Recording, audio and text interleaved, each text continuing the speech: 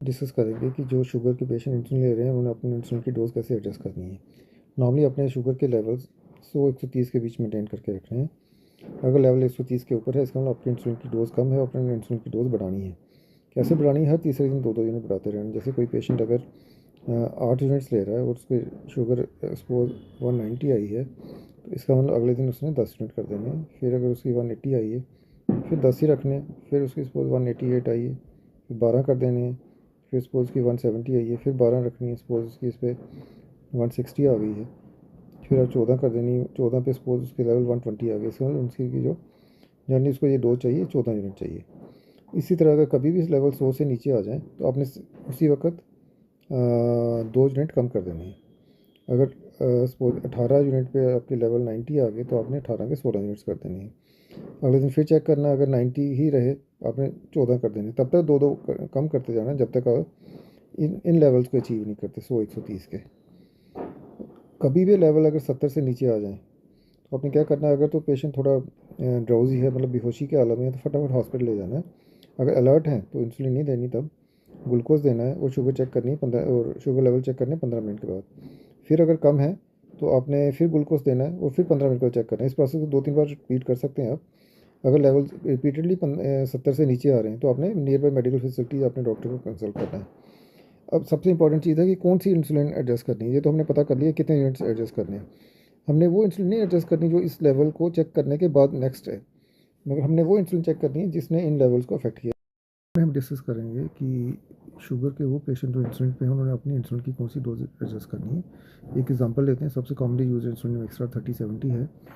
एक पेशेंट सुबह 20 यूनिट लेते हैं और शाम को 10 यूनिट लेते हैं। उनकी सुबह की शुगर 230 आई है।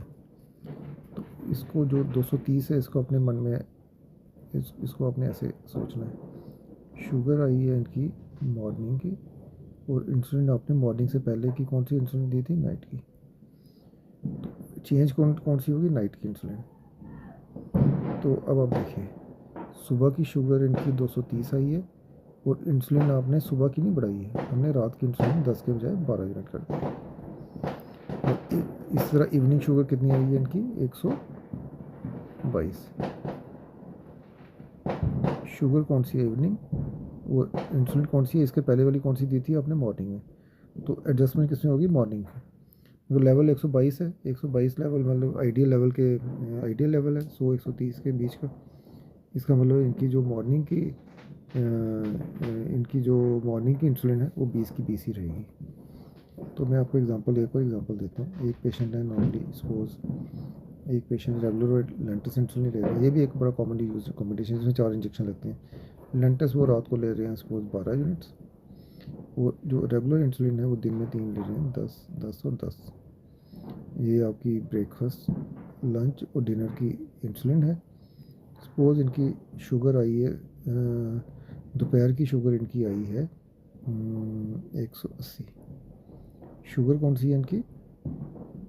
दोपहर की, लंच वाली।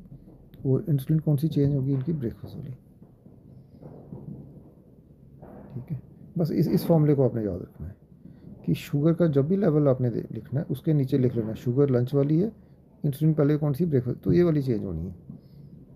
अगर सपोज़ आपने रात के 8 बजे अगर आपकी शुगर आई 200, आपने शुगर लिखनी है नाइट की 200 और इंसुलिन नाइट से पहले वाली कौन सी दी है? लंच वाली। तो लंच वाली अगले दिन लंच वाली चेंज होनी है आपकी। बस ये फॉर्मूला जी छोटा सा।